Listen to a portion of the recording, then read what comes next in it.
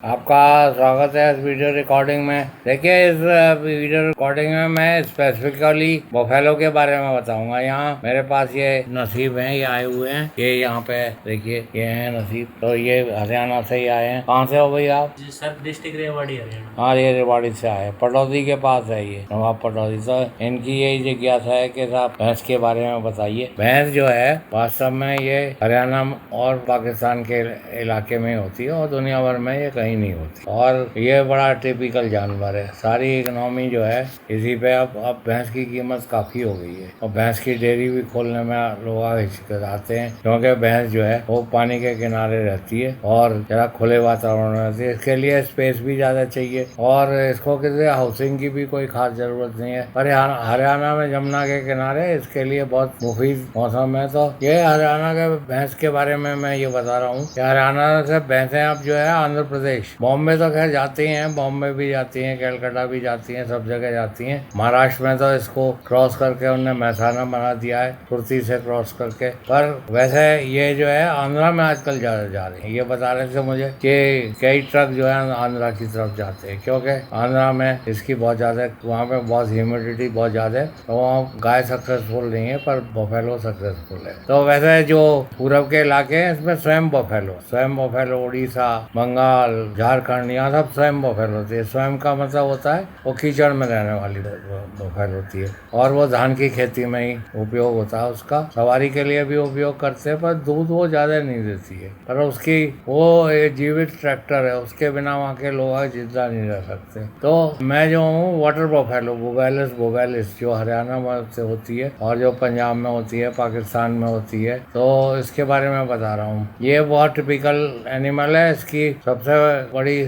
इसको रखने में दिक्कत यही है कि एक तो इसकी हीट गाय की हीट की तरह से बहुत प्रोनाउंस नहीं आती है, और दूसरी बात यह है कि जेस्टेशन पीरियड है वो जो है 10 महीने 10 दिन होता है। और तीसरी बात यह है कि इसमें जो है वो मैच्योरिटी लेट होती है, मैच्योरिटी इसमें लेट होती है, मतलब देर में ये वो जैसे जर्सी गाय वगैरह 2 साल में, 2.25 साल में ब्याह जाती हैं, ये 3 साल ले लेती है करीब। पर मैं काफ़ी समय से हरियाणा में जाता आता रहा और मैंने देखा कि अब जो है इसको जब से एआई होने लगी तब से इसमें जो है बहुत प्रगति हो गई है। तो ये 3 बातें तो है ही इसमें कि एक तो ये इसकी हीट बहुत प्रोनाउंस नहीं आती, और फिर ये सीजनल ब्रीडर भी है, लेट मैच्योरिटी है इसमें, जेस्टेशन पीरियड इतना लंबा है, और इसमें एनीस्ट्रस भी होती है। ये जाड़े में ही ब्रीड करती है, ये गर्मियों में ब्रीड नहीं करती है। तो ऐसा है कि अगर इस साल बफेलो जो है वो जुलाई में ब्याई तो अगले साल जो है वो अगस्त सितंबर में ब्याएगी, फिर अक्टूबर नवंबर में ब्याएगी, फिर उसके बाद वो गोदा मर जाती है, फिर 2 बरसी हो जाती है। तो 4 साल के बाद ये जो है ना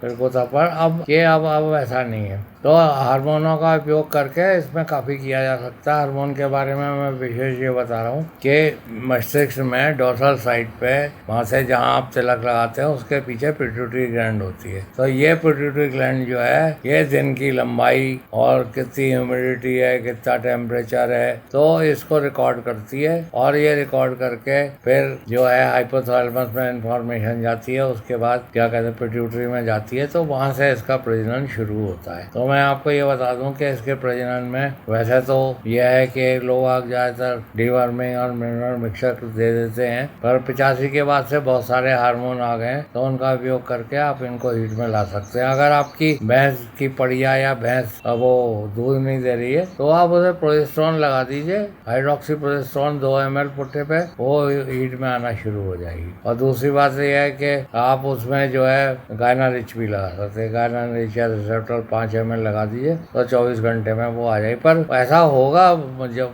जब बरसात शुरू हो गई। गर्मी में ऐसा नहीं होगा। गर्मी में अगर वो हीट में भी आ गई तो उसमें कंसेप्शन नहीं होगा। तो ये बात मैंने आपको बताई कि इसको आप कैसे करेंगे। अगर आपकी भैंस जो है वो आज हीट में आ गई तो आप उसको 10 दिन बाद भी हीट में ला सकते हैं। वैसे तो वो 20-25 दिन बाद आएगी, पर ये जो है वो 10 दिन बाद भी। एक चीज़ है प्रोस्टाग्लैंडिन, प्रोस्टाग्लैंडिन जो है वेटमेट, स्टिमुलेट और प्रमा के नाम से मिलता है। इसमें क्लोप्रोस्टिनोल होता है। अगर हीट के 10 दिन बाद आप इसे लगा देंगे तो वो जो है हीट में आ जाएगी। कहने का मतलब ये है कि भैंस जो है वो साल में 6 महीने में करीब 7-8 बार हीट में आती है, पर आप इसको लगाएंगे तो ये 12-13 बार भी हीट में आ सकती है। अगर आप भूल गए और आप यही नहीं करा पाए तो आप 10 दिन बाद प्रमा लगा दीजिए, फिर वो जो है वो आ जाएगी। पर ये ब्रीडिंग सीजन में ही होगा और जब साइकिल में आ रही है। अगर आप खाली वो एनी स्ट्रेस में इसको लगाएंगे तो इसका कोई भी लाभ नहीं बढ़ेगा। दूसरी बात यह है कि अगर आप लोगों ने प्रेग्नेंट एनिमल में लगा दिया तो अबॉर्शन हो जाएगा। अलबत्ता आप इसको जो है मैस्टाइटिस मेट्राइटिस में लगा सकते हैं। अगर आप 10-10 दिन पर लगाएंगे तो बच्चेदानी की सफाई स्वतः ही हो जाएगी, क्योंकि वो भैंस जो है वो ल्यूटियल फेज में नहीं आएगी, वो वॉलिकुलर फेज में ही आएगी। और लोग बड़े परेशान रहते हैं बच्चेदानी की सफाई करो। बच्चेदानी की सफाई का जमाना गया। आप प्रोग्राम वेटमेट या ये कोई भी क्लोप्रोस्टिनोल 10-10 दिन पे लगाइए, अपने आप उसकी बच्चेदानी साफ हो जाएगी। देखिए मैं आपको ये बता रहा हूँ, पेट और बच्चेदानी कोई भी गंदगी को नहीं रखता है, वो बाहर निकाल के फेंकता है। आपको अगर ज़्यादा तकलीफ है तो आप उसमें फ्यूरिया की गोली रख सकते हैं और आप में उसमें ऑक्सीटोसिन लगा सकते हैं, और आप ये प्रोस्टाग्लैंडिन मैंने ये बताया इसको लगा सकते हैं। तो इस तरह आप बफेलो को अगर जो है, पहले तो ऐसा होता था कि यहाँ हरियाणा में जौड़ होते थे, पर अब लोग आप फॉगर लगा लेते हैं। अगर आप फॉगर लगा लेंगे और आप इसको डार्क में रखेंगे, रात में 5 बजे के बाद अंधेरे में कर देंगे तो आपको कोई भी दिक्कत नहीं होगी। अब मैं देख रहा हूँ कि हरियाणा में 2 साल की बछड़ी वो जो कटिया है वो भी प्रेग्नेंट हो जाती है और हर साल भी आती है और जो प्रोलैप्स की परेशानी थी इसमें वो भी मतलब सॉल्व हो गई है। अब ज़्यादा प्रोलैप्स नहीं होता। मैस्टाइटिस भी इसमें कम होती है और इसके बच्चे पहले बहुत मरते थे, पर अब इसका वैक्सीनेशन डीवर्मिंग होने की वजह से बच्चों के मरने की संख्या भी कम हो गई है। तो ये पशु बड़ी तेजी से आंध्र प्रदेश में फैल रहा है और गुजरात में इसको महसाना बना दिया है सुरती से क्रॉस करके, और सब जगह ये जो है ये क्रॉस हो रही है। इसके क्रॉसेस भी स्वयं बफेलो के संग भी है। बेसिकली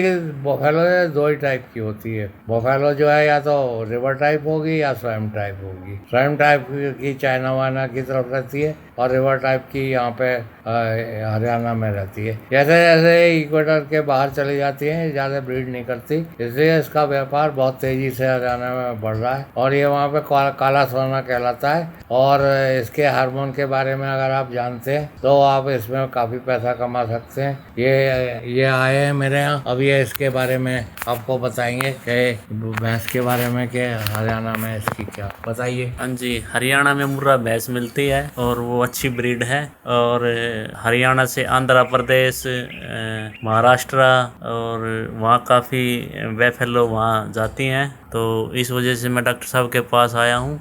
रिपीट ब्रीडिंग के बारे में कुछ सीखने आया हूँ डॉक्टर साहब से, और यहाँ के मुझे बहुत अच्छा लगा। धन्यवाद डॉक्टर साहब। हरियाणा से आए हुए हैं। मैं इसमें और बात बता दूं, देखिए गाय, बकरी, घोड़ा सब में 20 दिन की साइकिल होती है, भेड़ में 16 दिन की होती है। बफेलो में कुछ ठीक नहीं है कि 20 दिन की होगी, 25 दिन की होगी, 1 महीने की होगी। ज़्यादातर ये 20 दिन पे आ जाती है, पर 25 दिन भी हो सकता है। दूसरी बात ये है कि जो की हीट कई दिन रहती है। बाजी बफेलो तो 6-6, 7-8 दिन तक गर्म रहती है। तो इसकी आप दो बार यही करा दीजिए, वैसे तीसरे दिन और 10वें दिन फिर हीट में आ जाती है। तो ये मैंने आपको बताया, जो हीट साइकिल का जो है पहले ओवुलेशन होता है, वो जब गर्म होती है उसके बाद उसके 5 दिन में कार्पस ल्यूटियम बनता है और उसके फिर 10 दिन तक इसमें कार्पस ल्यूटियम रहता है। यहीं पे आप प्रोस्टाग्लैंडिन लगा सकते हैं। धन्यवाद, आपने सुना।